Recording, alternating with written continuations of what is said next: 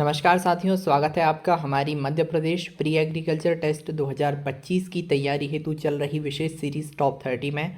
आज हम जिस टॉपिक पर महत्वपूर्ण 30 प्रश्न देखने वाले हैं वो रहने वाला है सब्जी उत्पादन या सब्जी विज्ञान, जिसे ओलेरीकल्चर कहा जाता है। सब्जियों से संबंधित हम महत्वपूर्ण प्रश्न देखेंगे। इससे पहले हमने फसल उत्पादन और पशुपालन पे आधारित विभिन्न टॉपिक जो आपके सिलेबस के अंतर्गत आते हैं, एमपीपीएटी हेतु महत्वपूर्ण है, उनकी प्लेलिस्ट बना दी गई है। उन पे वीडियोस आ चुके हैं, आप एक बार ज़रूर उन्हें चेकआउट करें। आज की वीडियो हम शुरू करते हैं और आज के हमारे प्रश्न देखते हैं। साथियों, आज का पहला प्रश्न है, ओलेरीकल्चर किसका अध्ययन करता है? फूलों के उत्पादन का, सब्जी उत्पादन का, फल उत्पादन का या औषधीय पौधे? तो ओलेरीकल्चर जो है वो आपको विशेष रूप से याद रखना है, हॉर्टिकल्चर के अंतर्गत आता है। सब्जी उत्पादन का जो है अध्ययन किया जाता है। ओलेरीकल्चर बागवानी यानी हॉर्टिकल्चर की वह शाखा है जो सब्जियों के उत्पादन और प्रबंधन से संबंधित है। यह साथियों, दूसरा प्रश्न है, टमाटर का वैज्ञानिक नाम क्या है? ठीक है, तो आपका सही उत्तर है सोलेनम लाइकोपर्सिकम, है ना। सोलेनम लाइकोपर्सिकम क्या है? टमाटर का वैज्ञानिक नाम है। और आपको सारी सब्जियों के, सारी फसलों के, सारे फलों के वैज्ञानिक नाम याद कर लेने हैं, क्योंकि यहाँ से 3 से 4 प्रश्न बनते ही हैं। और सब्जियों में मैंने ये प्रश्न इसीलिए डाला है, इससे आप इसके अलावा भी जितनी सब्जियाँ हैं उनके भी आप जो है वैज्ञानिक नाम याद कर लें, साइंटिफिक नेम। यह सोलेनेसी परिवार से संबंधित है। तीसरा प्रश्न है साथियों, प्याज का खाद्य भाग क्या है? खाद्य भाग यानी खाने वाला कौन सा हिस्सा प्याज का खाया जाता है? जड़, तना, पत्ती या bulb? D is the right answer. उसका जो बल्ब होता है, बल्ब क्या है? प्याज का वह भाग है जो खाया जाता है। ये संशोधित तना और पत्तियों से बना होता है, यानी तना और पत्ती दोनों को मिला के बनने वाला जो भाग है उसी को हम खाते हैं। चौथा प्रश्न है आपका, कौन सी सब्जी प्रोटीन में सबसे अधिक समृद्ध है? यानी किसके पास सबसे ज़्यादा? मटर, पालक, गोभी या गाजर? तो दिए गए विकल्पों में से जो मटर है, मटर जिसे पी कहा जाता है, वो प्रोटीन की मात्रा में अन्य सब्जियों की तुलना में बहुत अधिक समृद्ध मानी जाती है।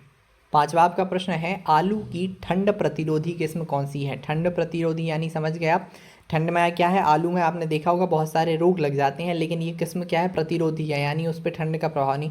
तो आपके ऑप्शन क्या है? कुफरी ज्योति, कुफरी बादशाह, कुफरी जीवन या कुफरी शीतमान? तो आपका जो कुफरी ज्योति जो प्रजाति होती है, ठंड की किस्म होती है, वो क्या है? ठंड की प्रतिरोधी होती है।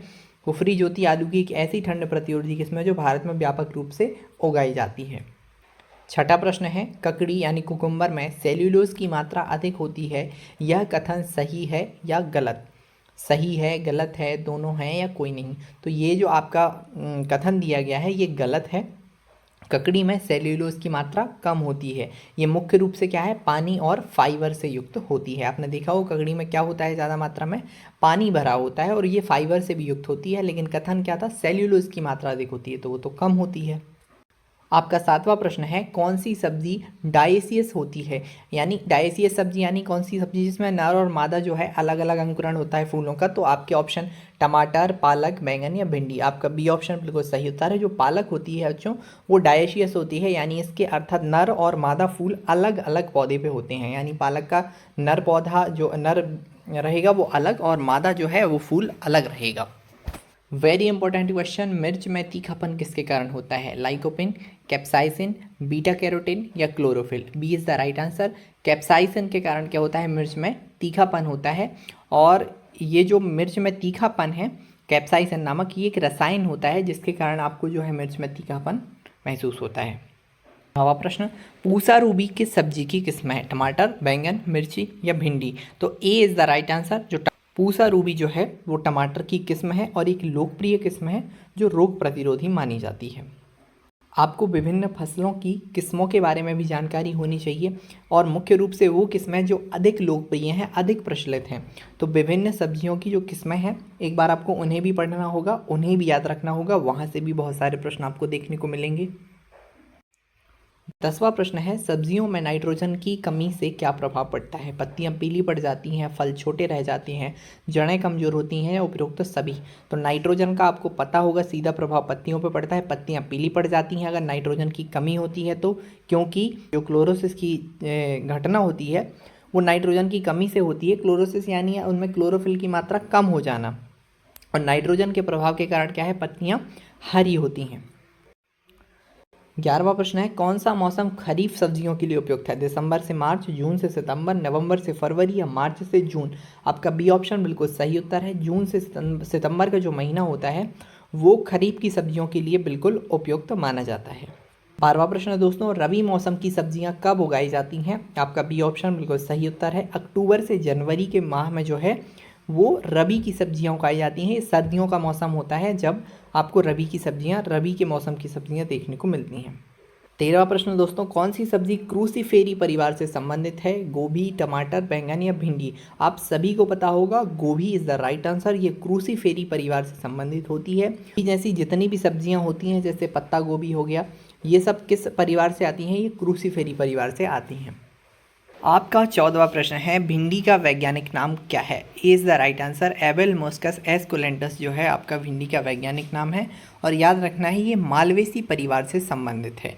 ठीक है, मैं बार बार कह रहा हूँ वैज्ञानिक नाम जो है आपको फसलों के साथ साथ सब्जियों के और फलों के याद कर लेने हैं, क्योंकि यहाँ से बहुत अधिक जो आपको प्रश्न है वो देखने को मिलेंगे। 15वां प्रश्न, कौन सा पौधा विकास नियामक यानी PGR आम में फल गिरने को नियंत्रित करना है? आम में फल गिरने को नियंत्रित करने वाला जो पौधा है जो विकास का नियामक है वो क्या है? कॉर्बेडिज्म है, 2,4-D है, जिब्रेलिक एसिड है या साइटोकाइनिन है? तो 2,4-D के द्वारा जो है वो एक विकास नियामक होता है, यानी ग्रोथ में डेवलपमेंट में भी हेल्पफुल रहता है और फल गिरने को भी वो रोकता है।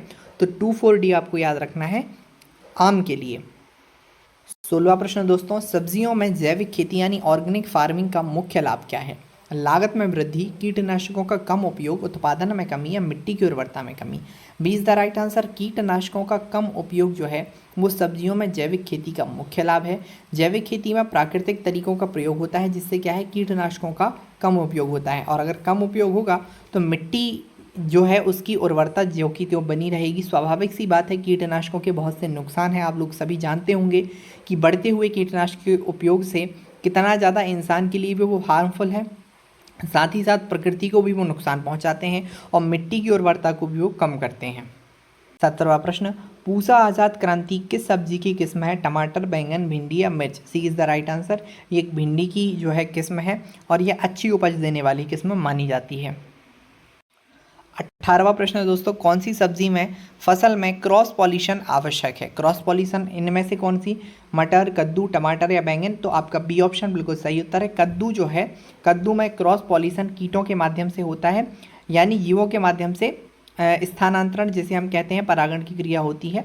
19वां प्रश्न दोस्तों, आलू का खाद्य भाग क्या है? जड़, ट्यूबर, पत्ती या फूल? तो जो ट्यूबर होता है वही आलू का खाद्य भाग होता है, जड़ का ही एक हिस्सा है और जो पोषक तत्वों का भंडारण करता है। 20वां प्रश्न दोस्तों, पालक का वैज्ञानिक नाम क्या है? तो आपका ए ऑप्शन बिल्कुल सही उत्तर है। स्पेंसिया ओलेरेसिया जो है आपका वो पालक का वैज्ञानिक नाम है, आपको याद रखना है। और ये अमरैंथिसी कुल से आता है, यहाँ पे दूसरा नाम दिया गया है, आप अमरैंथिसी फैमिली से इसे याद रख सकते हैं। तो आपको यहाँ पे लगातार 3 प्रश्न देखने को मिल गए हैं। तो आप आज ही अगर तैयारी और बेहतर कर रहे हैं तो एक सूची, एक लिस्ट बना लीजिए जिसमें एक तरफ फसलों के नाम, दूसरी तरफ उनके साइंटिफिक नाम और उनको रोज़ पढ़िए। तो स्वाभाविक सी बात है कि परीक्षा के पहले तक आपको सारी फसलों के, फूलों के, फलों के वैज्ञानिक नाम याद हो जाएंगे। 21वां प्रश्न दोस्तों, कौन सी सब्जी विटामिन सी का अच्छा स्रोत है? गोभी, गाजर, मटर या मिर्च? तो विटामिन सी के लिए आपको याद रखना है जो मिर्च है, कैप्सिकम, वो विटामिन सी का एक समृद्ध स्रोत माना जाता है। 22वां प्रश्न, कौन सा रोग भिंडी में येलो वेन मोजेक वायरस, ठीक है, जिसे YVMV कहते हैं, किसके कारण होता है? पत्ती curl, damping off, yellow vein mosaic या पाउडरी मिल्ड्यू? तो येलो वेन मोजेक नाम का ही एक जीवाणु होता है जिसके कारण क्या है भिंडी की पत्तियों पर पीली नसें टाइप की बनने लगती हैं, और यही आपको जो कारक है वो याद रखना है। 23वां प्रश्न दोस्तों, खीरे यानी कुकुम्बर की अर्कामणिक किस्म किसके लिए जानी जाती है? रोग प्रतिरोधकता के लिए, उच्च उपज के लिए, स्वाद के लिए या लंबी सेल्फ लाइफ के लिए? ए इज़ द राइट आंसर। ये रोग प्रतिरोधक क्षमता इसमें बहुत अच्छी होती है। अर्कामणिक जो है खीरे की एक रोग प्रतिरोधी किस्म है और इसी के लिए ये प्रसिद्ध है। 24वां प्रश्न, सब्जियों में वीड नियंत्रण के लिए उपयोग होने वाला रसायन क्या कहलाता है? कीटनाशक, खरपतवारनाशी, उर्वरक या कवकनाशी? तो वीड क्या है? खरपतवारनाशी। स्वाभाविक सी बात है, खरपतवारनाशी को ही वीडिसाइड कहा जाता है जो खरपतवारों को नियंत्रित करने के लिए उपयोग किए जाते हैं। 25वां प्रश्न है दोस्तों, कौन सी सब्जी की फसल है जिसमें नाइट्रोजन फिक्सेशन होता है। नाइट्रोजन फिक्सेशन आप जानते होंगे जड़ों में होता है, दलहनी फसलों में आपको देखने को मिलता है, जिसमें क्या होता है राइजोबियम बैक्टीरिया होता है। मटर, टमाटर, गोभी, गाजर, तो मटर आपको पता है एक दलहनी फसल है, सारी दलहनी फसलों में नाइट्रोजन फिक्सेशन होता है। तो मटर एक लेग्यूमिनेसी फसल है, सारी लेग्यूमिनेसी फसलों में आपको ये देखने को मिलेगा। और राइजोबियम बैक्टीरिया के माध्यम से ये क्या करता है, नाइट्रोजन फिक्सेशन करता है। 26वां प्रश्न, जापानी पुदीना है ना, जैपनीज मिंट का वैज्ञानिक नाम क्या है। तो मैंथा आर्वेंसिस जो है वो जापानी पुदीना का वैज्ञानिक नाम है। 27वां प्रश्न, कौन सी सब्जी में जो फसल है उसमें उच्च श्वसन दर है ना, रेस्पिरेशन रेट होती है, उच्च यानी ज़्यादा। तो प्याज, गोभी, पालक या टमाटर। तो पालक जो है उसमें उच्च श्वसन दर देखने को मिलती है, जिसके कारण इसे क्या है, ताज़ा रखना चुनौतीपूर्ण होता है। 28वां प्रश्न दोस्तों, टमाटर की खेती के लिए आदर्श मिट्टी का पीएच कितना होना चाहिए। आपका बी जो ऑप्शन है वो बिल्कुल सही उत्तर है। 6.0 से लेकर 7.0 तक पीएच होना चाहिए आदर्श मिट्टी ये टमाटर के लिए मानी जाती है। और ये हल्की अम्लीय मिट्टी से तटस्थ मिट्टी जो होती है वो आदर्श मिट्टी टमाटर की खेती के लिए मानी जाती है। 29वां प्रश्न दोस्तों, कौन सी सब्जी द्विउद्देश्य यानी ड्यूअल पर्पस है। प्याज, टमाटर, गोभी या उपरोक्त सभी। उपरोक्त सभी, प्याज हो चाहे टमाटर हो चाहे गोभी हो, भोजन और प्रसंस्करण दोनों के लिए द्विउद्देश्य यानी ड्यूअल पर्पस के लिए जानी जाती हैं। तो आपका डी ऑप्शन बिल्कुल सही उत्तर हुआ। आज आपके सब्जी उत्पादन से संबंधित अंतिम वीडियो, कौन सा उपकरण खरपतवार हटाने और मिट्टी ढीला करने के लिए उपयोग किया जाता है। कुदाल, हल, स्प्रेयर या सिकल। आप सभी को पता होगा हो यानी कुदाल का जो है उपयोग खरपतवार हटाने और मिट्टी को ढीला करने के लिए किया जाता है। विभिन्न फसलों में खरपतवार हटाना और मिट्टी को ढीला करना, निराई गुड़ाई करना, यानी जो हमारे भूपरिष्करण के द्वितीयक भूपरिष्करण के कार्य हैं वो सब्जी उत्पादन की वृद्धि और उच्च गुणवत्ता बढ़ाने में सहायक होते हैं। दोस्तों तो आज का वीडियो तो यहीं समाप्त होता है, लेकिन ये सीरीज़ लगातार चल रही है जो आपकी MPPAT की परीक्षा की तैयारी को और बेहतर बनाने के लिए है। तो यदि अभी भी आपने तैयारी में बहुत आपको लग रहा है कि कमज़ोर है या आपको ऐसा लग रहा है कि आपने कुछ नहीं पढ़ा है, तो आप इस टॉप 30 सीरीज़ से जुड़ के प्रतिदिन 30 MCQ के माध्यम से अपनी फसल उत्पादन और पशुपालन की तैयारी को और बेहतर कर सकते हैं। अगर वीडियो पसंद आई हो तो इसे लाइक ज़रूर करें, हमारे चैनल को सब्सक्राइब करना ना भूलें। आप सभी का बहुत बहुत धन्यवाद।